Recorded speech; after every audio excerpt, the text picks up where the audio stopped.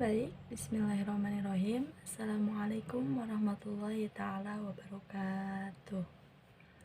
Hamdan wa syukron ala nikmatillah amma ba'du. Baiklah, pertama-tama yang saya hormati Bapak Ahmad selaku dosen pengampu mata kuliah akhlak aswaja yang mudah-mudahan selalu berada dalam lindungan dan maghfirah Allah Subhanahu wa taala. Amin. Baiklah, langsung saja video ini saya buat untuk memenuhi tugas UAS Akhlak Aswaja. Sebelumnya perkenalkan, nama saya Siti Fadlatul Hasanah dari Prodi Pendidikan Bahasa Arab semester 3 Institut Ummul Qura Al-Islami Bogor. Pada video kali ini saya akan menjelaskan tentang akhlak kepada Allah Subhanahu wa taala dan nasionalisme.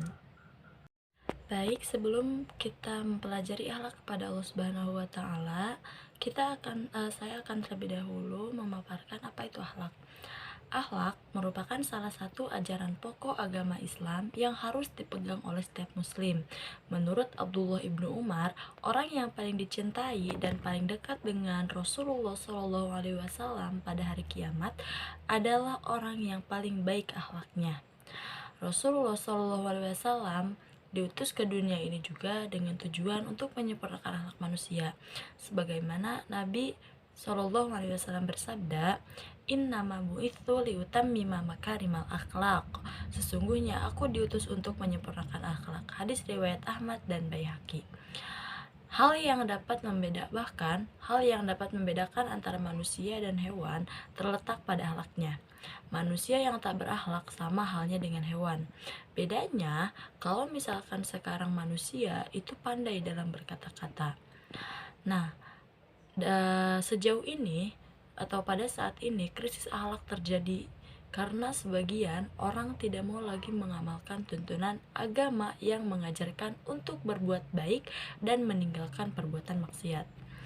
Berbagai kejadian atau berbagai fenomena yang terjadi sangat mengkhawatirkan terkait dengan akhlak generasi penerus bangsa. Fenomena tersebut bisa kita simak berita yang dipublikasikan di berbagai media. Seringkali membuat kita miris mendengarnya, ya. Banyak berita-berita yang mengabarkan bahwa remaja di sekarang itu kebanyakan tidak memiliki akhlak. Salah satu contoh merosotnya akhlak manusia kepada Allah Subhanahu wa taala diantaranya nih, yang pertama, banyak orang yang tidak bersyukur atas kenikmatan yang telah Allah berikan, marah akan takdir yang telah Allah tetapkan, serta tidak melaksanakan segala perintah, bahkan mereka semua melakukan apa-apa yang telah dilarang oleh Allah Subhanahu wa taala. Nah, kata akhlak sendiri itu berarti akhlak itu suatu sifat yang tertanam dalam jiwa yang daripadanya timbul perbuatan-perbuatan dengan mudah dan gampang tanpa memerlukan pemikiran dan pertimbangan. Nah, maka bila sifat itu memunculkan perbuatan baik dan terpuji menurut akal dan syariat, maka sifat itu disebut dengan akhlak yang baik atau akhlakul karimah. Sebaliknya, apabila yang muncul dari diri seseorang itu merupakan sifat atau perbuatan-perbuatan buruk, maka disebut akhlak yang buruk atau akhlakul mazmumah. Nah, untuk yang selanjutnya akan kita bahas tentang akhlak kepada Allah Subhanahu wa taala. Akhlak yang baik kepada Allah adalah ridho terhadap hukumnya baik secara syar'i maupun secara takdir. Ia menerima hal itu dengan lapang dada dan tidak mengeluh. Jika Allah menakdirkan sesuatu yang tidak baik atau yang tidak disukai oleh muslim itu, dia merasa ridho, menerima dan bersabar. Ia berkata dengan lisan dan hatinya, "Aku ridho Allah sebagai Rabbku."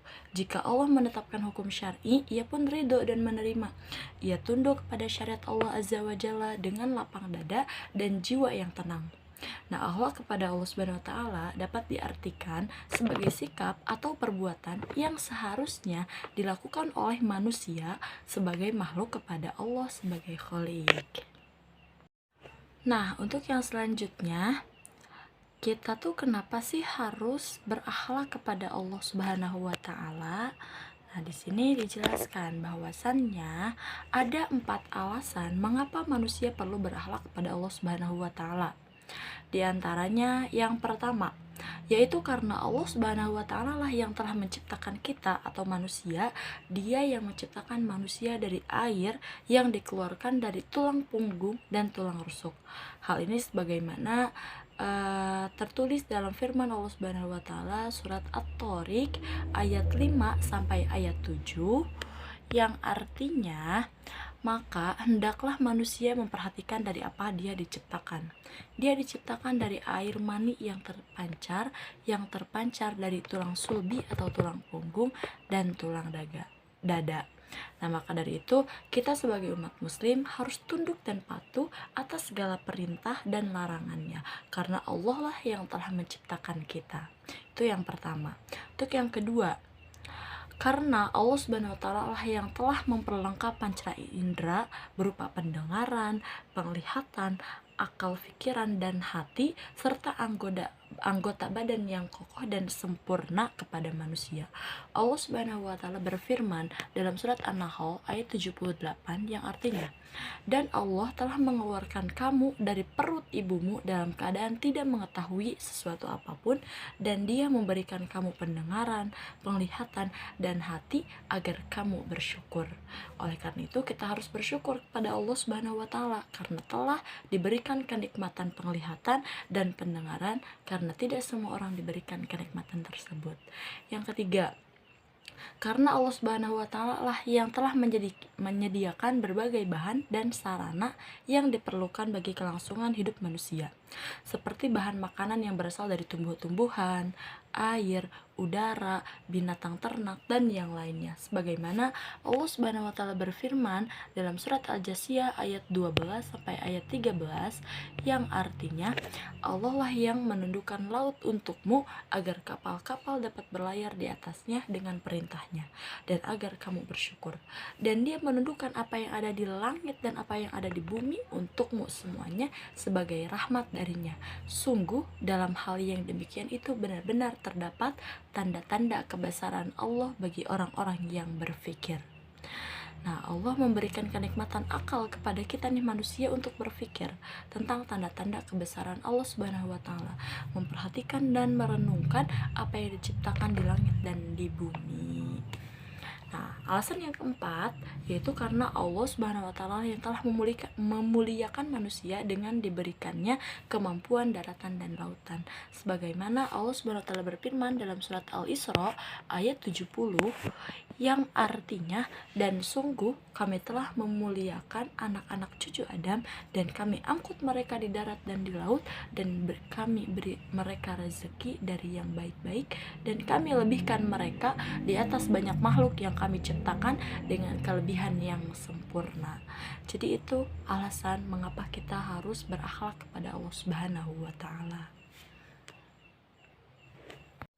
Oke, yang selanjutnya kita akan mempelajari atau saya akan memaparkan tentang bentuk-bentuk akhlak terhadap Allah Subhanahu wa taala. Di antaranya yang pertama itu dengan cara menaati segala perintahnya. Hal pertama yang harus dilakukan seorang muslim dalam beretika kepada Allah Subhanahu wa taala adalah dengan mentaati segala perintah-perintahnya. Allah Subhanahu wa taala lah yang telah memberikan segala-galanya kepada hambanya. Kemudian yang kedua, beribadah kepada Allah Subhanahu wa taala. Yang ketiga, berzikir kepada Allah Subhanahu wa taala, mengingat dalam berbagai kondisi, baik diucapkan dengan mulut maupun dalam hati. Yang selanjutnya, berdoa kepada Allah Subhanahu wa taala, memohon apa saja kepada Allah, karena doa merupakan inti dari ibadah, karena ia merupakan pengakuan akan keterbatasan dan ketidakmampuan manusia, sekaligus pengakuan akan kemahakuasaan Allah terhadap segala sesuatu. Untuk yang selanjutnya yaitu tawakal. Tawakal untuk Allah, yaitu berserah diri sepenuhnya kepada Allah dan menunggu hasil kerja atau menunggu dari suatu keadaan. Tawakal bukan berarti meninggalkan kerja dan usaha. Dalam surat Al-Mulk ayat 15 dijelaskan bahwa manusia disyariatkan berjalan di muka bumi untuk mencari rezeki dengan berdagang, bertani, dan yang lain sebagainya. Yang keenam, tawadu. Apa tawadu? Yaitu hati yang rendah di hadapan Allah Subhanahu wa taala, mengakui bahwa kita itu adalah makhluk yang hina di hadapan Allah yang Maha Kuasa.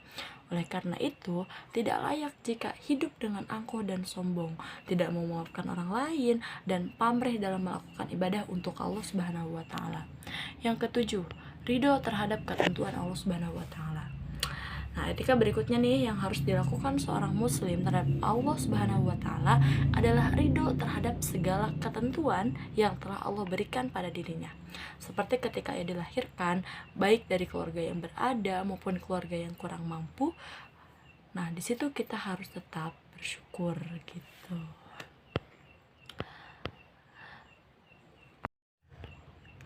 Baik, materi untuk yang selanjutnya yaitu tentang nasionalisme. Nasionalisme adalah perasaan cinta yang tinggi atau bangga terhadap tanah air dan tidak memandang rendah bangsa lain. Dalam KBBI, nasionalisme adalah faham atau ajaran untuk mencintai bangsa dan negara sendiri. Nah, adapun tujuan dari nasionalisme adalah yang pertama, menjamin kemauan dan kekuatan mempertahankan masyarakat nasional melawan musuh dari luar sehingga melahirkan semangat rela berkorban. Yang kedua, menghilangkan ekstremisme atau tuntutan yang berlebihan dari warga negara baik individu maupun kelompok. Itu yang kedua. Nah, untuk yang selanjutnya, yang ketiga. Baik, untuk yang terakhir adalah kesimpulan. Jadi kesimpulannya pada presentasi kali ini, akhlak kepada Allah dapat diartikan sebagai sikap atau perbuatan yang seharusnya dilakukan oleh manusia sebagai makhluk kepada Allah Subhanahu wa taala sebagai khalik. Dan nasionalisme adalah perasaan cinta yang tinggi atau bangga terhadap tanah air dan tidak memandang rendah bangsa lain. Mungkin kiranya hanya ini saja yang dapat saya sampaikan, kurang lebihnya mohon dimaafkan. Wassalamualaikum warahmatullahi taala wabarakatuh.